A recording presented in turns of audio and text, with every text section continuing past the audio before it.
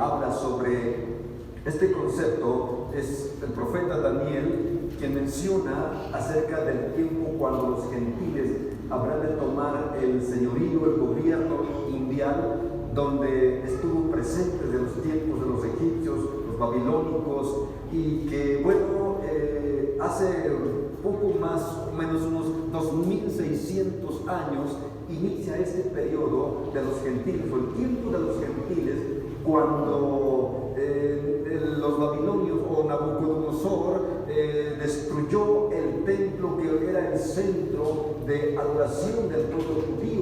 Los judíos, quienes habían sido considerados como el pueblo de Dios, y que por causa de su pecado, de su transgresión, de esa desobediencia a la ley, Dios los entregó en manos de los gentiles. Fueron llevados a un cautiverio, a una deportación, y bueno, el templo de Jerusalén fue destruido unos 600 años antes de Cristo. Allí comienza lo que se conoce en la historia como el tiempo, el dominio de los gentiles.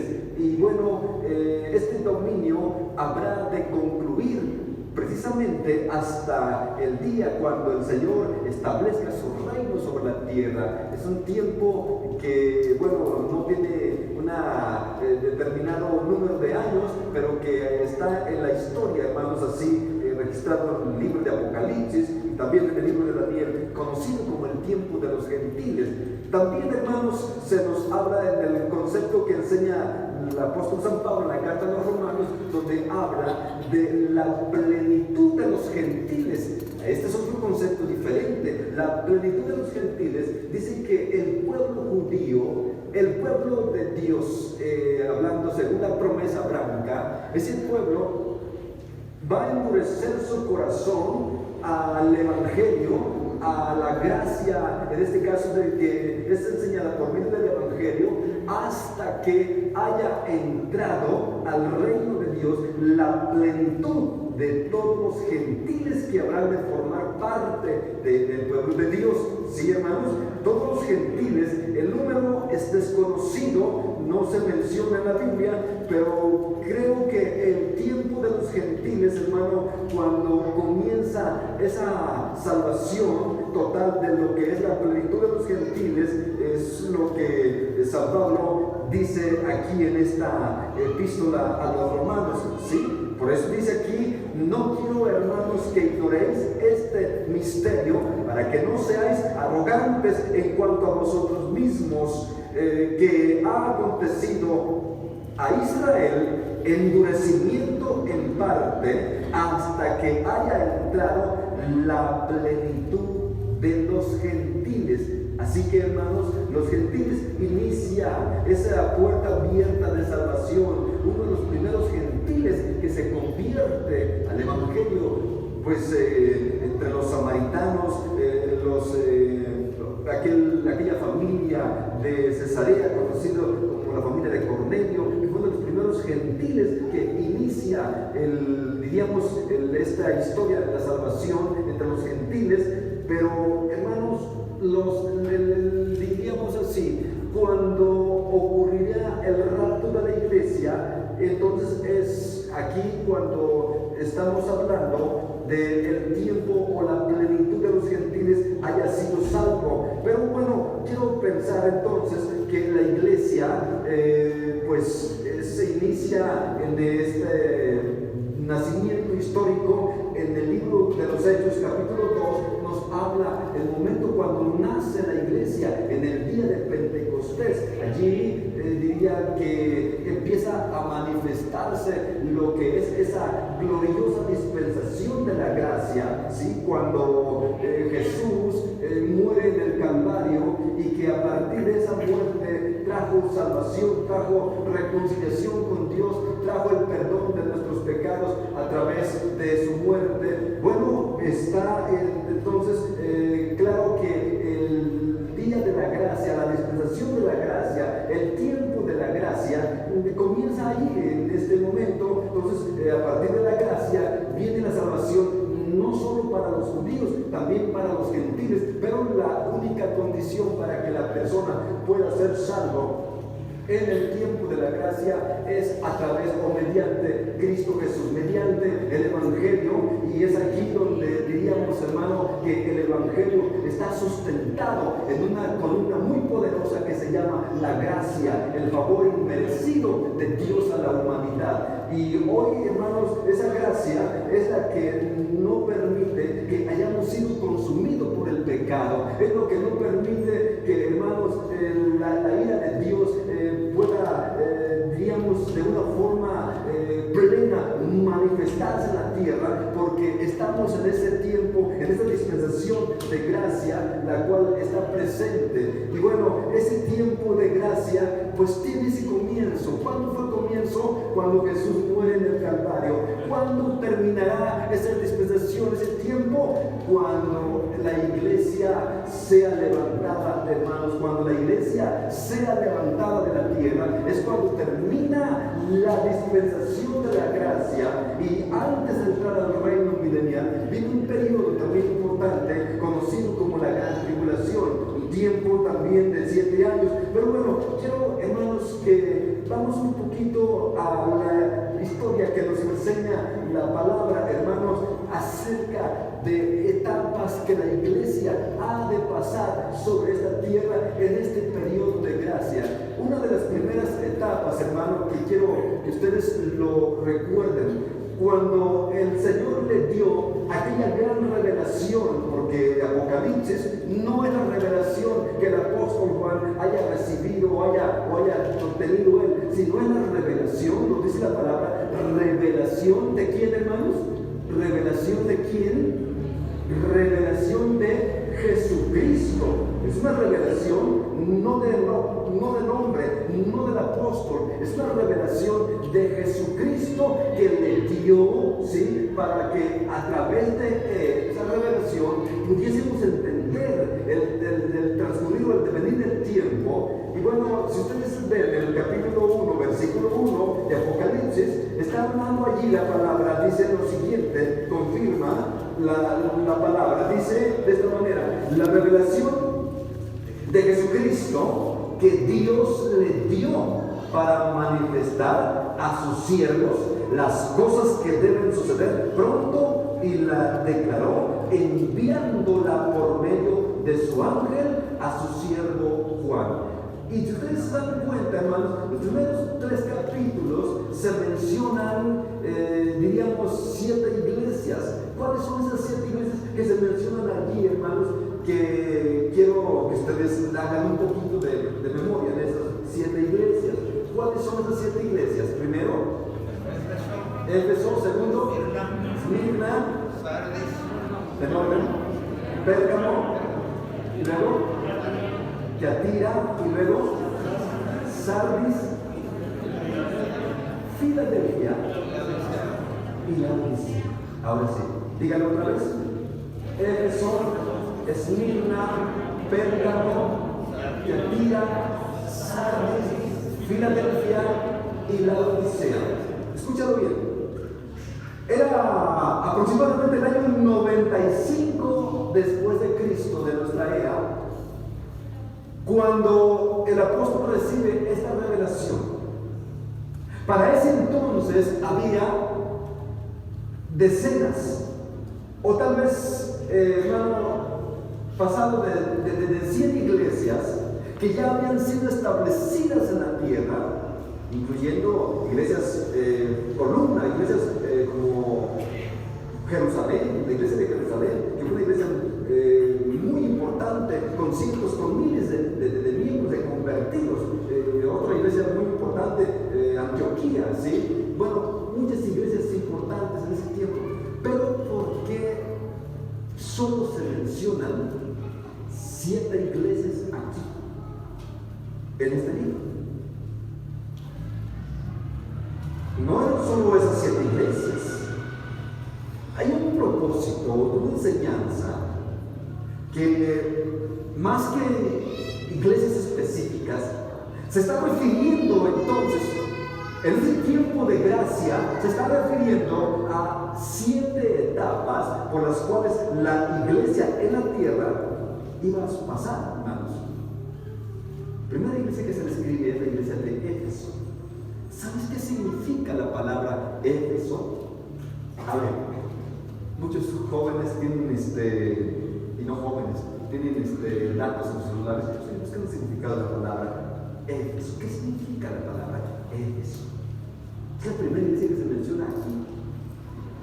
Éfeso era una ciudad metropolitana jónica que formaba parte del Imperio Romano en el siglo I, una ciudad enorme, cosmopolita, una ciudad que tiene un significado.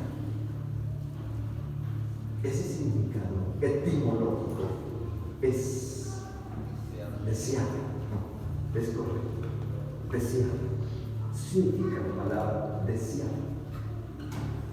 Pero ¿sabes cuál es el reproche que se le da a esta iglesia? Hermanos,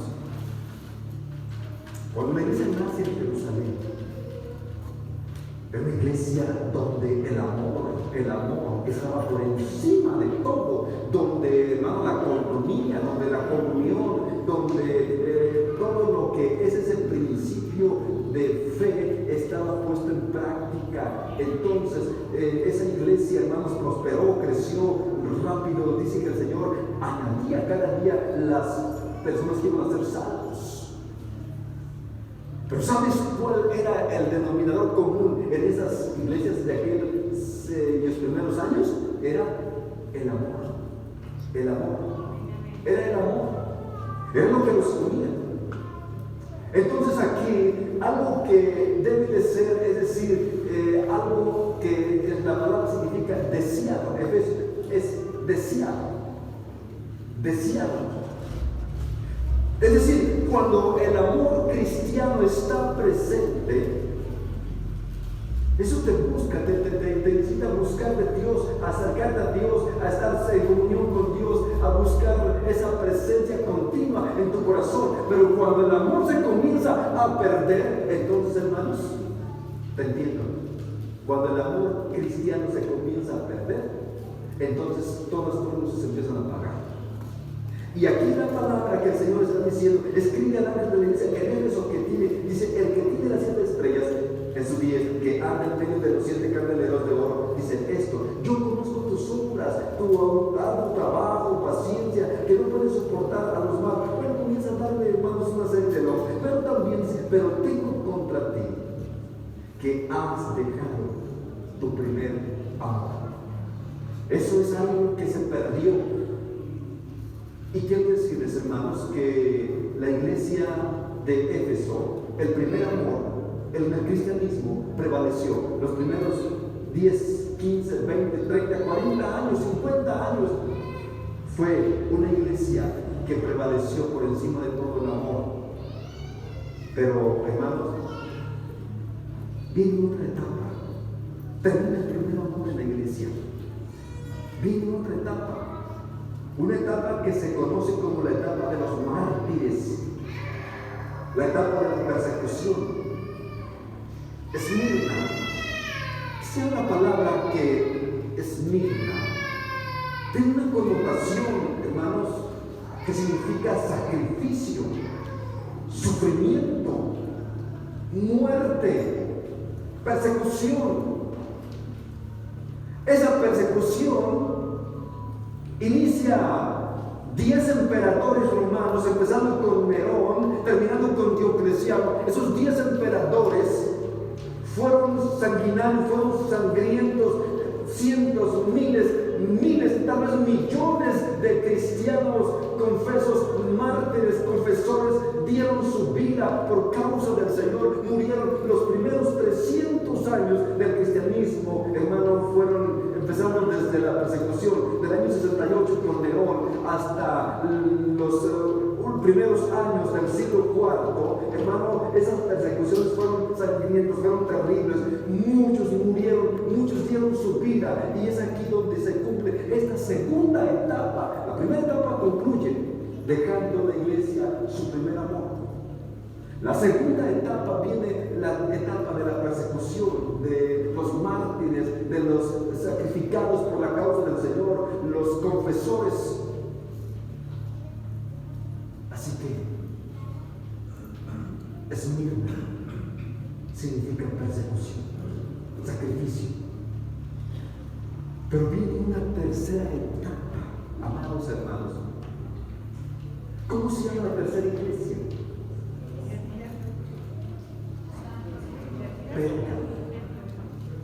Pérgamo. ¿Sabes qué significa la palabra Pérgamo? Ilustra perfectamente. ¿Perdón? No tiene otra connotación. Pérgamo, la palabra en griego, tiene una significación que tiene relación con el matrimonio. Matrimonio. Escúchalo bien. Pérgamo tiene relación con la palabra matrimonio. ¿Sí?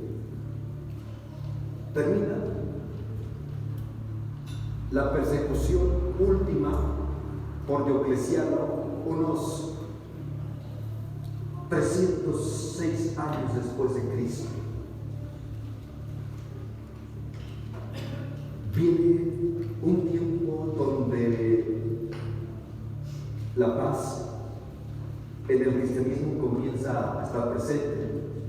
Viene un decreto, no más persecución. Los cristianos que estaban ya a punto de ser llevados al sacrificio, de ser decapitados, ser quemados, ser llevados a las fieras, Constantino firma un decreto tolerante a los cristianos. Y sabes, todos los que estaban ya, habían hecho confesión y que estaban solo esperando que fueran entregados a la muerte, fueron liberados.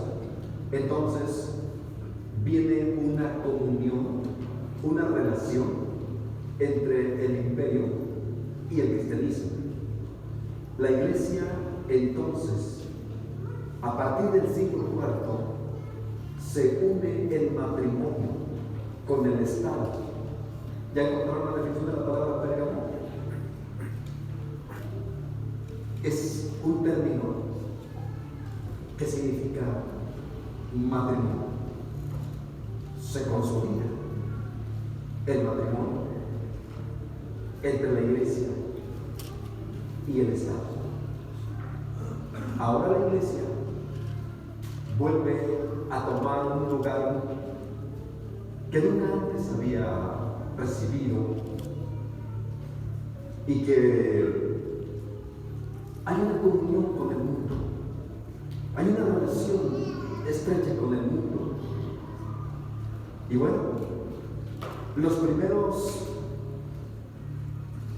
500 años no solo mantuvieron una consolidación, sino que, hermanos, la iglesia se une en un matrimonio con el mal, con el pecado.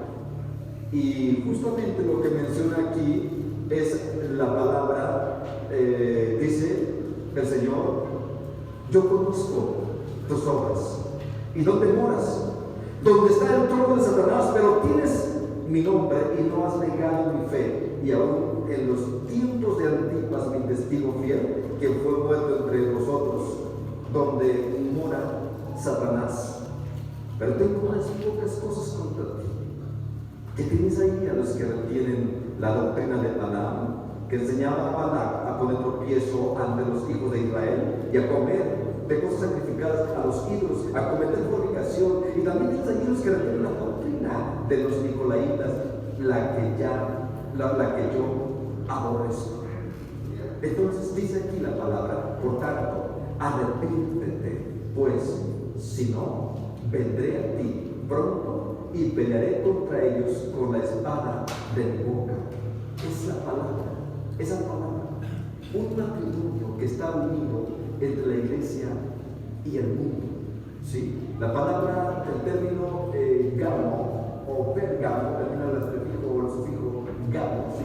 Refiere al término matrimonio, es decir, una unión conyugal entre la iglesia y el mundo. Pero bueno, Esta etapa termina en el siglo V de la era cristiana, donde se consolida la iglesia, el mundo se vuelve imperial y la iglesia, hermanos, deja los principios fundamentales del evangelio. Luego viene una cuarta etapa, que es la etapa de Tiatira. ¿Sabes qué significa la palabra Tiatira? Tiatira tiene un significado. ¿Sabes qué es el significado de la palabra? Sacrificio. Es la etapa del sacrificio. Pero no se refiere al sacrificio cristiano. Se refiere al tiempo cuando la iglesia inventó lo que se llama el llamado sacrificio en los cultos religiosos. La palabra misa significa sacrificio. De manera que el término fue inventado cuando, a partir de esa etapa,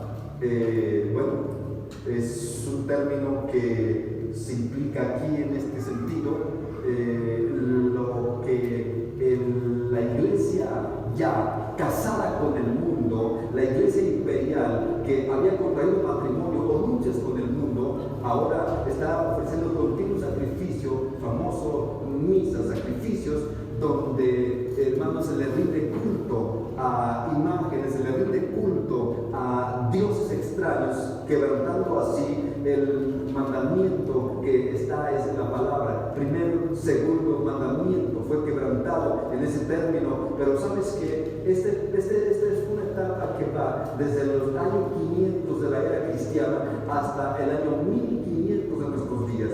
Hermanos, y viene la quinta etapa, ahora sí, la iglesia de Sardis. Esta iglesia, estoy hablando del tiempo de la gracia, es decir, el tiempo desde que nace la iglesia hasta nuestros días. Sardis, una iglesia, hermanos, cuyo significado también está dentro de este mismo principio, que significa los elegidos, los que fueron escogidos, los que fueron selectos de parte de Dios. Y quiero decir aquí, hermanos, en el año 1517, ¿sí? Es aquí donde comienza el tiempo de la reforma. Y el mensaje que se escribe a esta iglesia de Sardes, dice así la palabra: escribe al ángel de la iglesia de Sardes, que tiene 7 espíritus de Dios y las 7 estrellas, dice esto: yo conozco tus obras, que tienes nombre de que vives y estás muerto. Sé vigilante y afirma las otras cosas que están para morir, porque no he hallado tus obras perfectas delante de Dios. Acuérdate pues de lo que has recibido y oído y guárdalo. Arrepiéntete, pues si no, vendré sobre ti como ladrón y no sabrás a qué hora vendré sobre ti. Entonces aquí el versículo 4 dice: pero tienes unas pocas personas en Sardes que no han manchado sus vestiduras y andarán conmigo en vestiduras blancas, porque son dignas. Y el que venciere será vestido de vestiduras blancas, y no borraré su nombre del libro de la vida, y confesaré su nombre delante de mi Padre y delante de sus ángeles.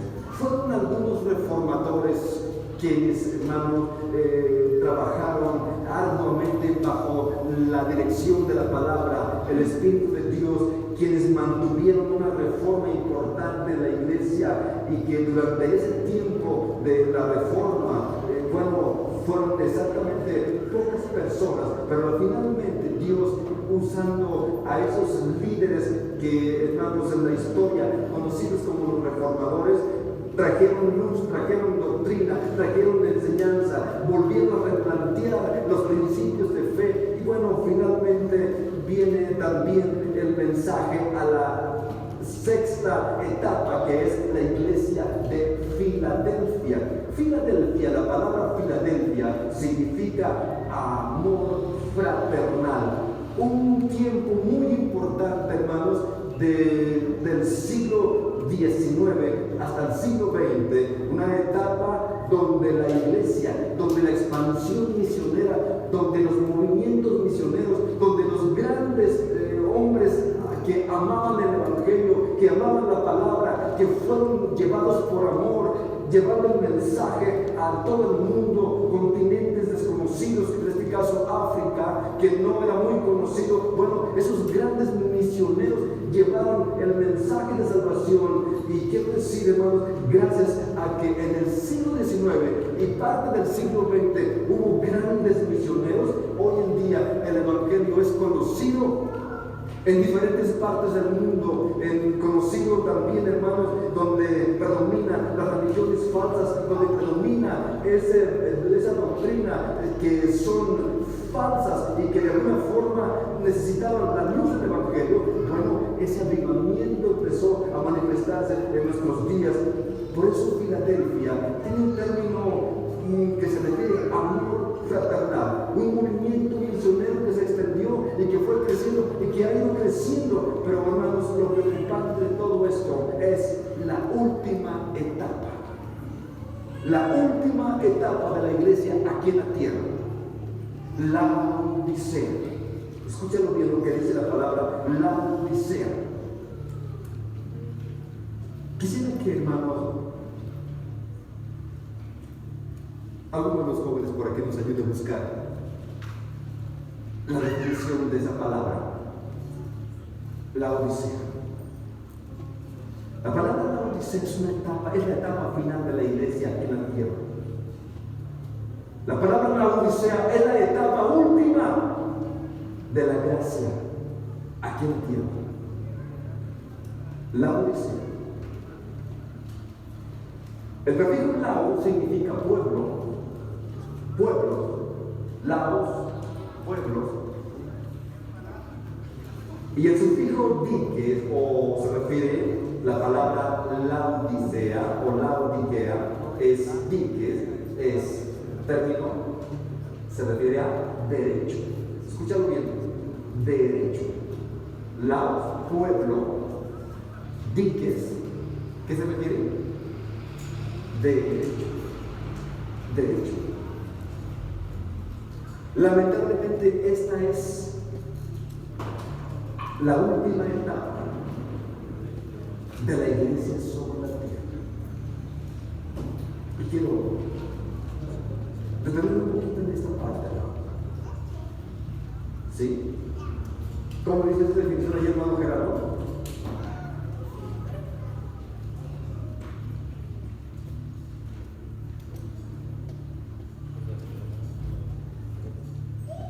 Dice, escribe al ángel de la iglesia en la Odisea. Ella aquí dice el amén, el testigo fiel y verdadero, el principio de la creación, dice esto: yo conozco tus obras, que ni eres frío ni caliente. Ojalá fueses frío o caliente. Pero por cuanto eres tibio y no frío ni caliente, te vomitaré de mi boca. ¿Qué dice la definición? Amén. La palabra laodicea viene del griego laos, pueblo o muchedumbre, y dique, derecho, que se traduce perfectamente a derechos de la muchedumbre o derechos humanos. Derechos de la muchedumbre o derechos humanos. Escúchenlo. Este es el tiempo donde la gracia de Dios está siendo sustituida por los llamados derechos humanos, por los derechos en hombre. Hoy todo el mundo reclama sus derechos. Hoy no importa lo que la Biblia diga, lo que importa es lo que dicen los derechos humanos. Hoy no importa la enseñanza doctrinal de la palabra de Dios, hoy lo que importa son los derechos humanos. Hoy las hermanas dicen, no me importa lo que diga la doctrina bíblica del matrimonio, lo que me interesa es lo que dicen los derechos humanos, lo que dice el derecho de la mujer. Hermanas, muchos perversos dicen que no les importa la doctrina religiosa o la doctrina cristiana porque está anticuada, es anacrónica, y lo que buscan es que se les reconozca. Me pregunto, hermanos, ¿no les parece que últimamente hay mucho movimiento acerca de los feministas? ¿Dónde van a encontrar mujeres, para mí es lo máximo, lo respeto, y yo creo que las mujeres tienen un lugar muy importante dentro de la humanidad. La mujer nunca podrá ser reemplazada jamás. Pero antes de que existiera el movimiento feminista, ¿cuántos feminicidios se habían registrado por ahí en la historia? ¿Sabes qué es lo que está pasando en nuestros días? Estamos creando un círculo vicioso, un caos. Hoy, con todo respeto, hermanos, yo respeto las ideologías de género, pero jamás aquí en la iglesia vamos a cambiar un ápice de la doctrina, porque creo que, hermanos, esto sería el peor error que podemos cometer los ministros al sustituir la doctrina y la palabra de Dios por una ideología humana, una filosofía humana. Hace poco estuve escuchando que, hermano, hay una iniciativa de ley donde las iglesias van a hacer, se va a sancionar cuando una iglesia esté en contra de la ideología de género, en contra de la perspectiva de género, y que algún, una persona, un homosexual, puede llegar a una iglesia y exigir que se le den los mismos privilegios que tienen cualquier persona, cualquier miembro de la iglesia. Y esto, vamos, porque si no lo hace así, esa persona se va a quejar en contra de los derechos humanos y pueden sancionar a la iglesia y pueden inclusive hasta suspender el permiso religioso. Entonces, aquí estamos en un problema donde hoy los participantes, los actores, ¿sí?, de estas ideologías quieren primero que prevalezcan los derechos humanos por encima de la enseñanza bíblica. La Odisea es un término que significa derechos humanos, ¿sí?, derechos del pueblo, derechos de la muchedumbre. Y no cabe la menor duda de que hoy los gobiernos le dan más importancia a este tipo de movimientos que inclusive a lo que la misma enseñanza bíblica nos está dando. Por eso creo que la Odisea iba a entrar en una etapa de decadencia, ¿sí? Y esta es la última etapa de la iglesia aquí en la tierra.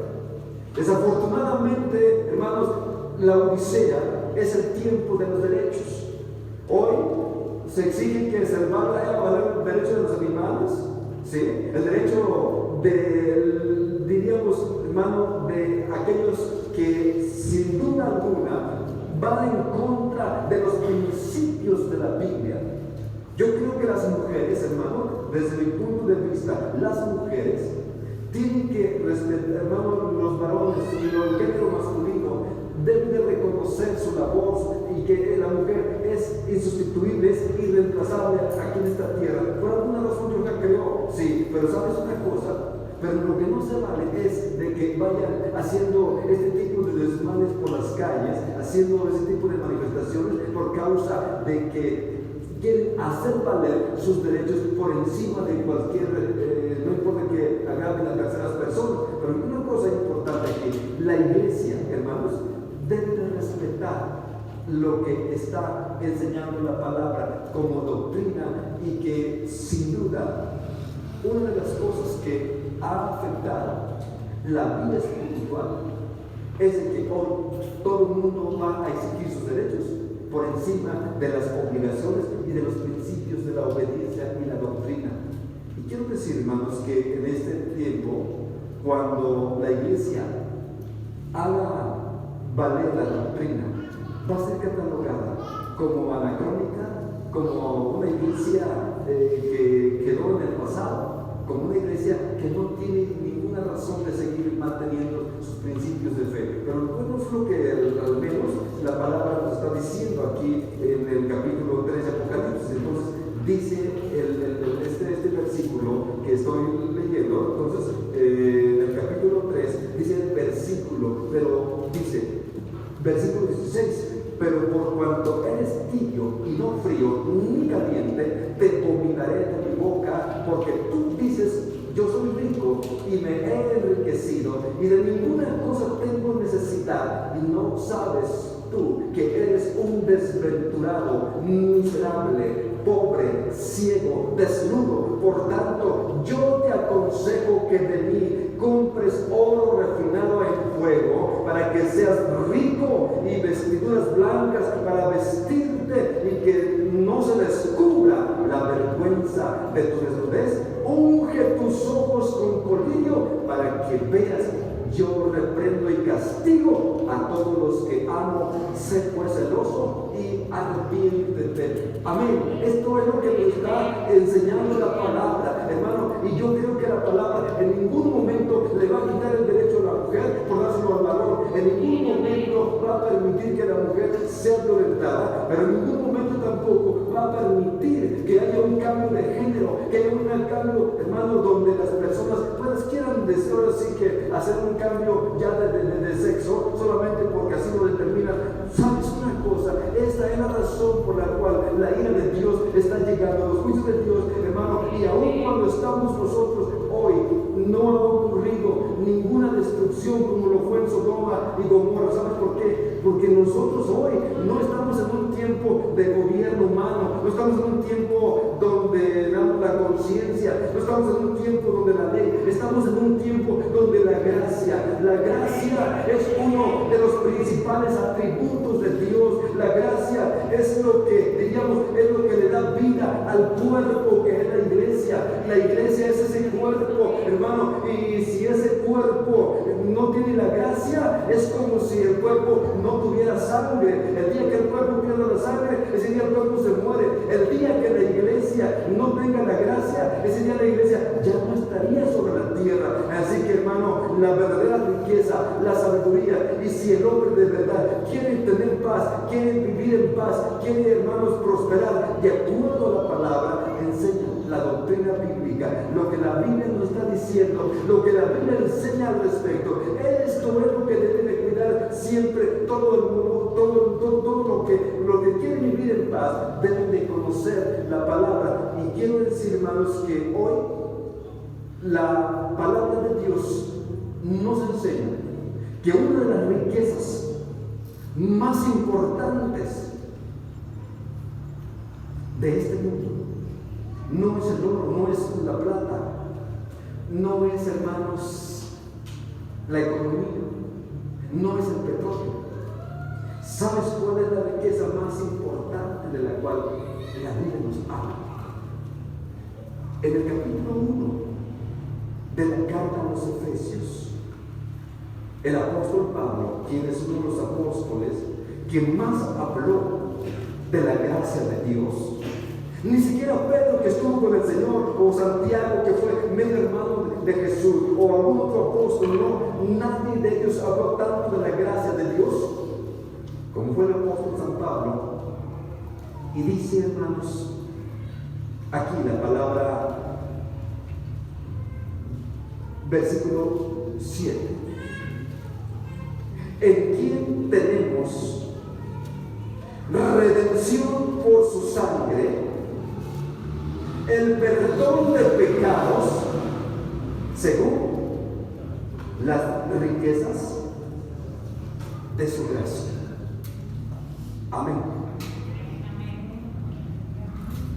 Hay hombres que se ufanan mucho porque sus riquezas son en extremo grandes sobre la tierra. Reyes como Faraón,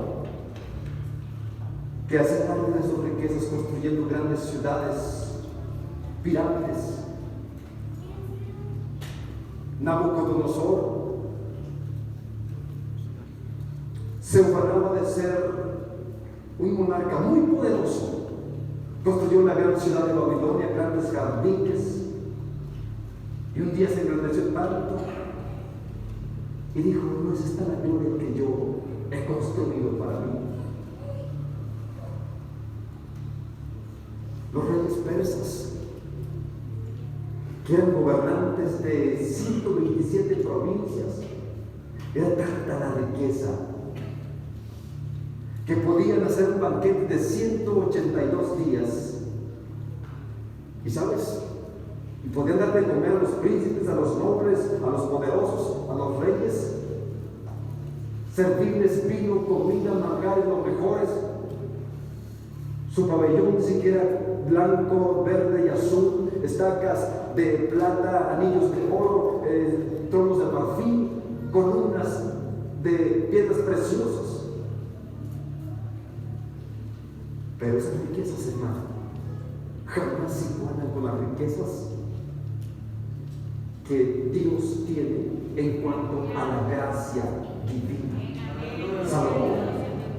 Salomón, un hombre muy rico, un rey que, hermanos, dice que los tiempos de Salomón, la plata estaba tirada como si fueran piedras sin valor. Había mucho oro, y oro traído del más fino, del más costoso, pues. Salomón construyó 2 ciudades en el desierto. ¿Será tanta su economía, su poder económico? La reina de Saba se quedó admirada al ver la comida que se servía en su mesa, al ver las multitudes de personas que llegaron a su mesa, al ver el vestuario de su gente, de sus siervos, de sus sirvientes, pues. Y dice que, bueno, veía cómo se servían día a día bueyes, ovejas, corzos, ciervos, aves y aceite en abundancia, y cómo había comida para todos. Ya se quedó tan sorprendida por las riquezas de Salomón. Pero ¿qué rey de esta tierra puede compararse con las riquezas del reino de Dios? Algunos pudieran decir, como la mujer sirofenicia: Señor, aunque sea una migaja de esa gracia, bastaría para enriquecerme yo. O tal vez diría como el hijo pródigo, aquel que deseaba saciarse de las algarrobas de los cerdos. Aquel hijo pródigo dijo: aunque sea que yo sea tratado como el último de sus jornaleros. Pero ¿sabes qué, hermano? No, ni el hijo pródigo tenía razón, ni la mujer sirofenicia tenía razón. ¿Sabes cómo trató David a Mefiboset, aquel príncipe caído? Lo trató, lo sentó a su mesa, y junto con sus hijos allí estaba Mefiboset, como parte de esa gracia que halló en David por causa de, hermano, ese pacto que había. Bueno, sé que de esta misma manera la riqueza de Dios es grande, pero no te va a dar una migaja como la sirofenicia o como el hijo pródigo. No, la riqueza de Dios es abundante, como la abundancia que David mostró ante aquel príncipe caído. Y quiero decirte, amado hermano, que al final de todo esto, la riqueza de Dios implica gracia soberana, y esa gracia es lo que necesita el hombre para el perdón de sus pecados. Es la gracia la que trajo la redención. Y creo que, hermano, sin duda la gracia es como ese tributo infinito de Dios. ¿Sabes por qué? Porque si bien es cierto que Dios es omnipotente, quiere decir que su poder no tiene límite. Así es, y la gracia es un atributo de Dios. Tampoco la gracia es, digamos, tiene un límite, es infinita.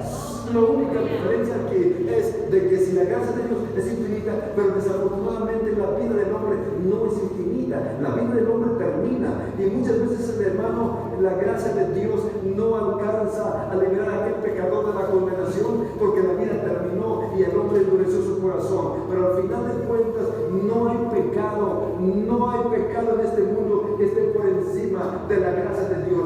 Es decir, la gracia de Dios todo lo cubre, todo lo perdona, todo lo alcanza, hermano, el favor del divino. De manera que hoy podemos pensar, hermanos, que en aquellos tiempos, cuando el sumo sacerdote está presente allí y le hacen llegar un macho cabrío, ese macho cabrío es el que va a llevar el pecado de todo el pueblo. Está el sumo sacerdote vestido de gala, y le presentan ante él aquel macho cabrío. ¿Y sabes qué hace el sumo sacerdote? Pone su mano sobre la cabeza del macho cabrío y comienza a confesar el pecado de todo el pueblo que está ahí. En ese momento, todos los pecados de la nación fueron puestos sobre aquel animal inocente. Ese macho cabrío representa a nuestro Señor Jesucristo. Después viene el siervo del sumo sacerdote, toma aquel macho cabrío y lo lleva corriendo al desierto. Allá en el desierto lo suelta en medio de la soledad. Y aquel animal empieza a caminar y se pierde. Y nunca más vuelven a saber de ese macho cabrío. Esta es la forma. Esta es la manera como Dios perdona el pecado de la humanidad. Tus pecados son llevados ahí. Y el macho cabrío lo lleva al desierto. Y nunca más vuelve a tener memoria de esos pecados. Y dice la palabra que así como estamos en el oriente y del occidente, Dios hizo dejar de nosotros nuestras rebeliones, porque estamos en ese tiempo de gracia, hermano. Estamos en ese tiempo del perdón de nuestros pecados. Está presente. Estamos en el tiempo cuando el macho cabrío, que representa a nuestro Señor Jesucristo, lleva los pecados de todos nosotros, porque es el tiempo de la gracia. Vienen tiempos de juicio, vienen tiempos, hermanos, de gran tribulación, vienen tiempos donde el anticristo gobernará sobre la tierra, pero aún no ha llegado ese tiempo, ni llegará tampoco hasta que, hermano, la iglesia haya sido quitada de la tierra y entonces se levanta, hermano, la iglesia termina la dispensación de la gracia. La gracia de Dios no terminará sino hasta que la iglesia sea quitada de aquí de la tierra. Así que hoy no te preocupes, hermano, no tengas temor de que el anticristo va a aparecer hoy o mañana, o de que, como alguien anda diciendo por allí, que la vacuna que le van a poner a la gente ahora para el COVID, dicen que es la marca de la bestia. Eso es una mentira, eso no es cierto, hermano. La marca de la bestia no va a venir en forma de vacuna, ni tampoco va a venir hoy mientras la gracia de Dios esté presente. Mientras la gracia de Dios está aquí, no hay ningún anticristo, no hay ningún poder, hermano, que esté por encima de la gracia, de la gran riqueza, de la gracia de Dios.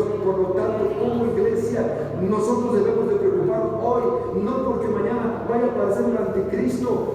¿Sabes por qué debemos de preocuparnos? Porque si mañana ocurre el rapto de la iglesia, hermano, nosotros estemos preparados para irnos con el Señor, para que si mañana ocurre el rapto, mañana tú estés preparado y estés con el Señor. Y entonces, hermano, Dios permita que ese tiempo de gracia concluya, pero concluya bien para ti, que concluya bien para nosotros.